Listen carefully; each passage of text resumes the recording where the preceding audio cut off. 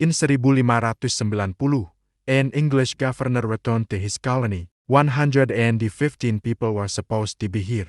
There were no more bodies, no more graves, no more signs of a fight.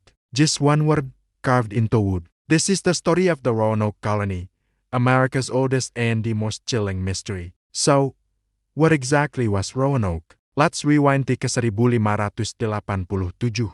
We're on Roanoke Island, off the coast of what is now North Carolina. A group of 115 Englishmen, women, and the children land with a singular, ambitious goal to establish the first permanent English settlement in the Americas. This wasn't just a military outpost. These were families. Among them was the governor, John White, and his own daughter, who would soon give birth to Virginia Dare, the very first English child born in the New World. They were pioneers, building a new life on the edge of a vast, unknown continent. They constructed a small, fortified village, a tiny slice of England on foreign soil, hoping to lay the foundation for an empire. But paradise quickly soured. The settlers faced immediate problems. Their food supplies dwindled far faster than expected.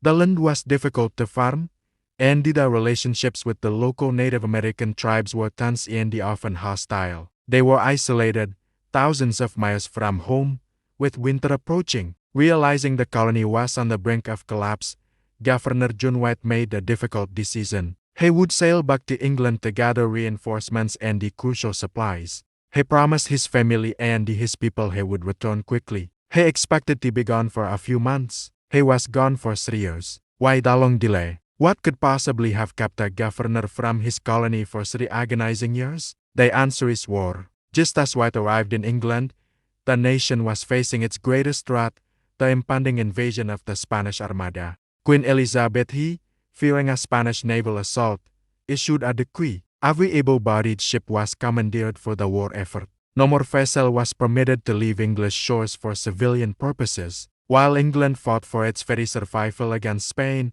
the small, struggling colony on Roanoke Island was left completely alone, shut off from the world, its fate undocumented. Finally, in August of 1590, 3 long years after he departed, John White returned to Roanoke. But the home he expected to find was gone. The colony was completely empty. The houses and the fortifications had been carefully dismantled, not violently torn down.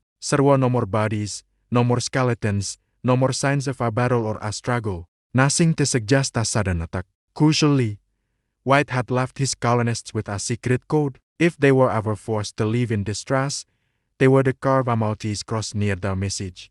There was no more cross. It was as if all 115 people had simply packed up and vanished into thin air.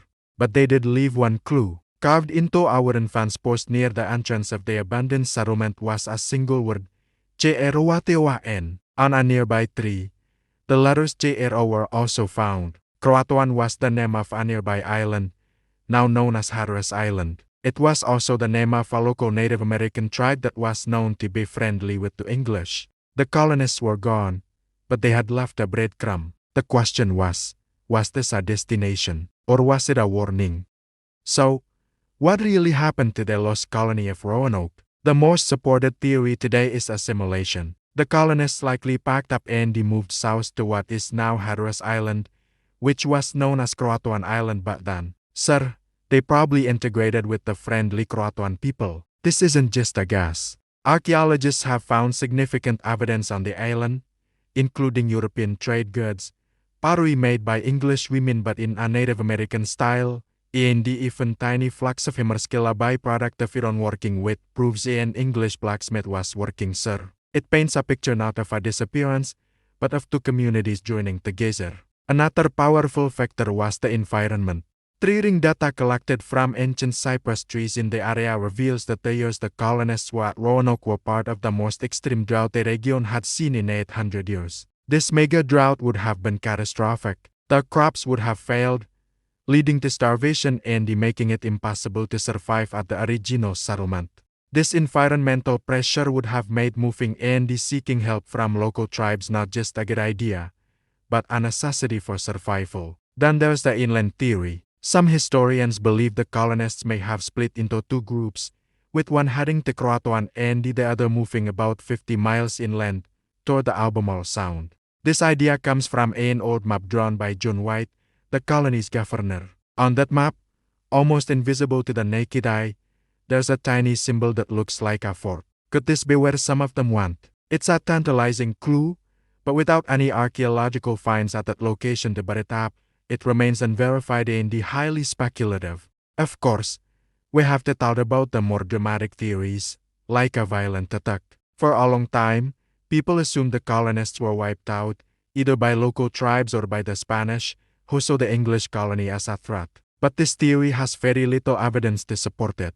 When John White returned, he found no more signs of a battle. The settlement wasn't burned down, and there were no more bodies. The houses had been carefully dismantled, not destroyed in a raid. While conflict was a real danger in the 16th century, the physical evidence at the site just doesn't point to a massacre. And what about the Dare stones? You might have heard of them. In the 1930s, a series of stones turned up, supposedly carved by Eleanor Dare, telling a tragic story of the colonists' failures. It was a sensational discovery, but it was too good to be true. All but one of the stones were proven to be elaborate fakes. The single stone that remains debated, the CROATOAN stone, is still considered highly suspect by most historians. So, while they make for a great story, the Dare stones are a dead end in the search for answers. So, after all this, what can we conclude? The Roanoke colonists didn't just vanish into thin air.